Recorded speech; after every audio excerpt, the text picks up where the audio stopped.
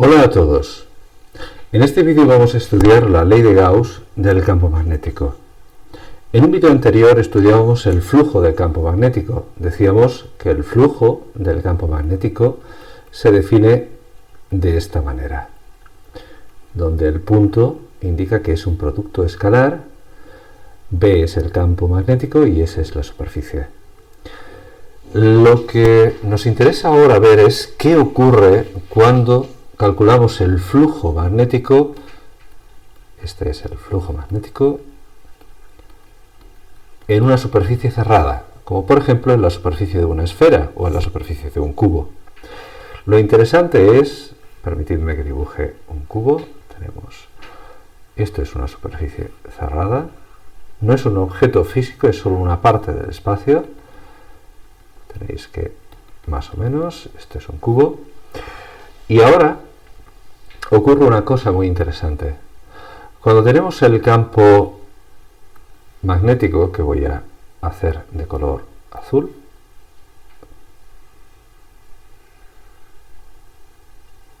imaginad que sigue esto así, sigue esto así, sigue esto así. El problema de representar cosas tridimensionales en 2D es que realmente no tenemos toda la información. Un buen dibujante puede engañarnos, puede hacernos creer que lo que estamos viendo es tridimensional, aprovechándose de cómo funciona nuestro cerebro, pero no soy un buen dibujante. Pues bien, si esto es campo magnético, si esto es B, son líneas de campo, veis que entran tres líneas. El cubo, hemos dicho que es una superficie cerrada. Hemos visto que entran y salen, ¿cuántas líneas? Pues salen dos líneas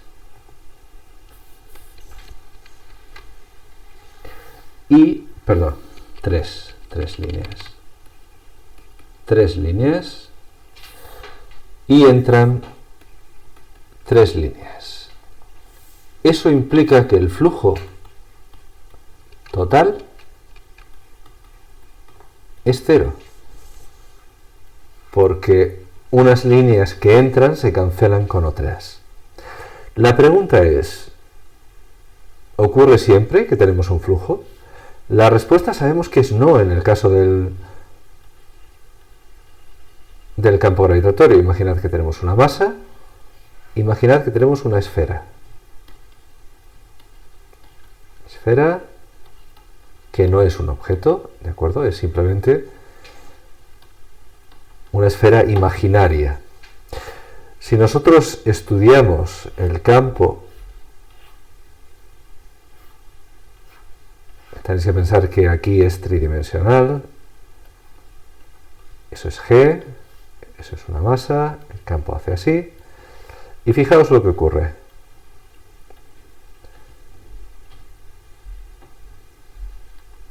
Líneas que entran,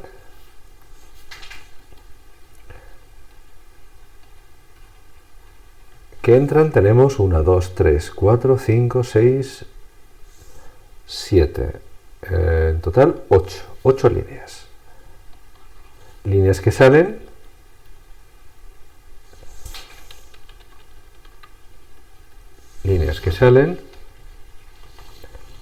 tenemos 0.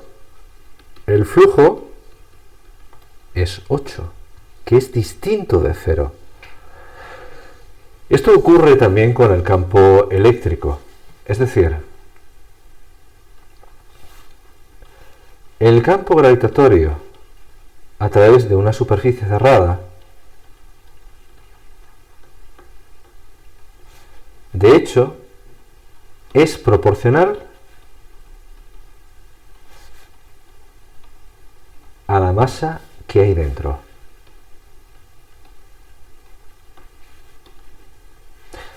El campo eléctrico, a través de una superficie cerrada, es proporcional a la masa, perdón, a la carga eléctrica que hay dentro. Esas son las leyes de Gauss del campo gravitatorio y del campo eléctrico. Pero la ley de Gauss del campo magnético es muy diferente. Es esto. Eso es la ley de Gauss del campo magnético, que tiene otras formas de escribirla, pero con las herramientas que conocéis es la única que tenemos ahora mismo. Es decir, eso es, olvido mencionar que evidentemente esto sería el campo a través de una superficie cerrada. Una superficie cerrada. ¿De acuerdo? Pues esa es la ley de Gauss del campo magnético. Y es muy distinta de las otras dos. Fijaos.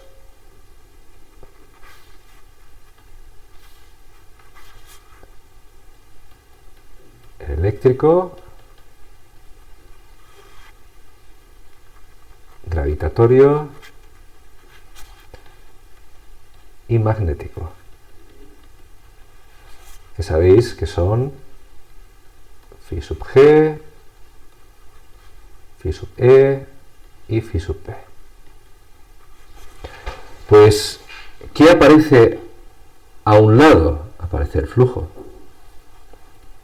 Esta es superficie cerrada. Eso es importante. Superficie cerrada. Superficie, esto es el flujo. Superficie cerrada. ¿Y qué aparece en el otro lado? En este caso aparece la masa. En este aparece la carga. Y en este aparece un cero. ¿Qué significa eso? Pues significa muchas cosas. Significa, por ejemplo, que las líneas de campo magnético siempre son cerradas. Tenéis que esas líneas siempre son cerradas, siempre vuelven al principio. Otra cosa que significa es que no hay cargas magnéticas.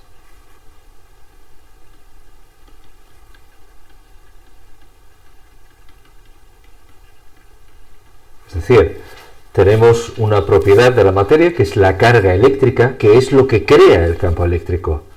Tenemos una propiedad de la materia que es la masa, que es lo que crea el campo gravitatorio.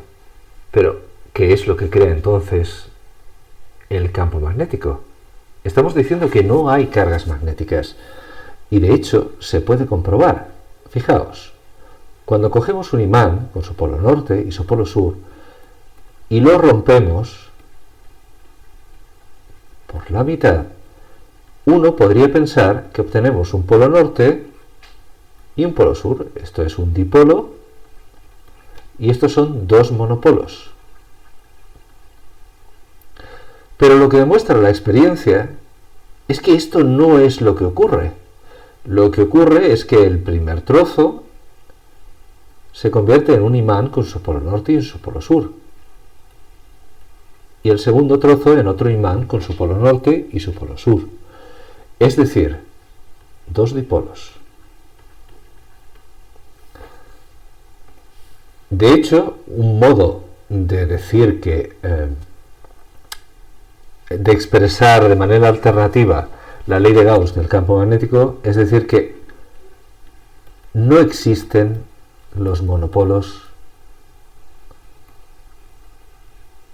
magnéticos. A fecha de hoy, actualmente, no se han encontrado monopolos magnéticos elementales que podamos nosotros identificar como tales. Hay teorías que predicen que existen, pero actualmente no se ha encontrado un monopolo magnético tal y como entendemos que debería ser un monopolo elemental. Bien, hemos dicho que eso es la ley de Gauss, son siempre cerradas, no hay cargas magnéticas, es decir, no existen los monopolos magnéticos, pero ahora nos queda una pregunta abierta muy importante. Y la pregunta es, ¿cuál es el origen del campo?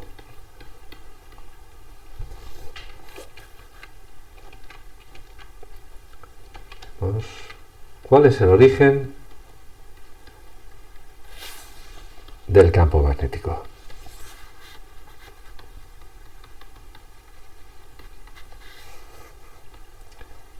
Si no hay monopolos, ¿cuál es el origen? Eso lo veremos en el siguiente vídeo.